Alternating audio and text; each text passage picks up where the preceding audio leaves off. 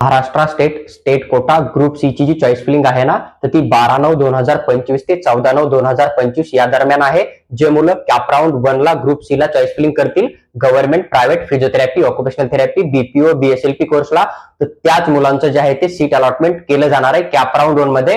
जर एखादा मुलगा ऍप्लिकेशन फॉर्म भरून पण या डेटमध्ये चॉईस फिलिंग करणार नाहीये, तर त्या मुलाला कॅप राऊंड 1 मध्ये कुठल्याही प्रकारे अलॉटमेंट केलं जाणार नाहीये. आणि अजून एक महत्वाचा मुद्दा आहे, जर एखादा मुलगा चांगला स्कोर असेल पण असा विचार करेल की मी अगोदर बीएमएस बीएचएमएस ची काउन्सिलिंग करतोय, त्याच्या कॅप राऊंड 1 चा रिझल्ट आल्याच्या नंतर किंवा मग तिथं जर सीट नाही भेटली तर मग मी फिजिओथेरपीच्या सेकंड राऊंडला अप्लाय करेल, तर या ठिकाणी तुमचा लॉस होऊ शकतो. लॉस कशा प्रकारे होणार आहे, जर इन केस तुम्ही कॅप राऊंड 1 ला ग्रुप सी ला अप्लाय नाही करणार गव्हर्नमेंट किंवा प्रायव्हेट कॉलेजला किंवा एखाद्या कॉलेजला, आणि त्या ठिकाणी जर तुमच्या कॅटेगरी मधला कमी रँकवाला मुलगा जर त्या ठिकाणी अप्लाय करेल, तर ती सीट जी आहे ती त्या मुलांना दिली जाते. आणि तो मुलगा जर कॅप राऊंड 1 चं कॉलेज जॉईन करेल किंवा त्या ठिकाणी रिटेन्शन फॉर्म भरेल, तर त्या कंडिशन मध्ये ती जागा सेकंड राऊंड मध्ये वॅकंट येत नाहीये.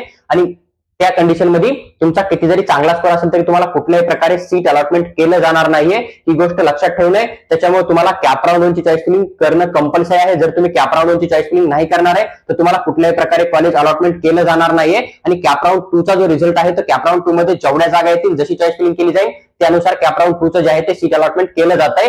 पहा, हा एक अत्यंत महत्वाचा व्हिडिओ होता ग्रुप सी बद्दल. त्याची सविस्तर माहिती मी तुमच्याबरोबर शेअर केली आहे. व्हिडिओ आवडला असेल तर लाईक करा आणि चॅनलला सबस्क्राईब करून आमच्यासोबत जुडून राहा, जेणेकरून की फ्युचरमध्ये असेच इम्पॉर्टंट व्हिडिओ आम्ही तुमच्याबरोबर डेफिनेटली शेअर करू.